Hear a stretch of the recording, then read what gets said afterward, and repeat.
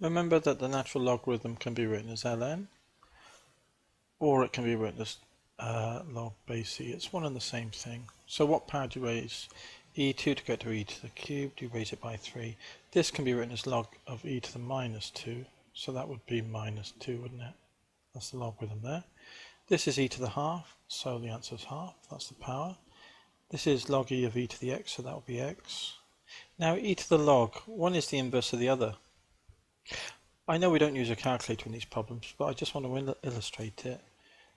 E to the natural logarithm of, say, 3. And it should get us back to 3, because 1 is the inverse of the other 3.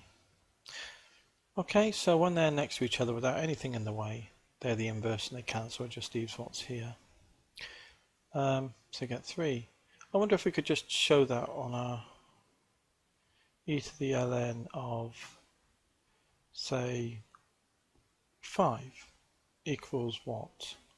So unwrap the log, so this comes down to ground level and this becomes the log of question mark. See how that would need to be a 5, because that's log 5. So hopefully that's clear in that illustrated there. So when you get an e in a log adjacent, then you can just write down the number, but there's a minus in the way. This is a minus 1. So this is e ln 4, and use the power rule to minus 1. Now these two are together. 4 to the minus 1, you can write that as a quarter. This 2 is in the way, so this is e to the log 5 squared, which is 25. Now they're adjacent, they'll cancel each other out to leave 25.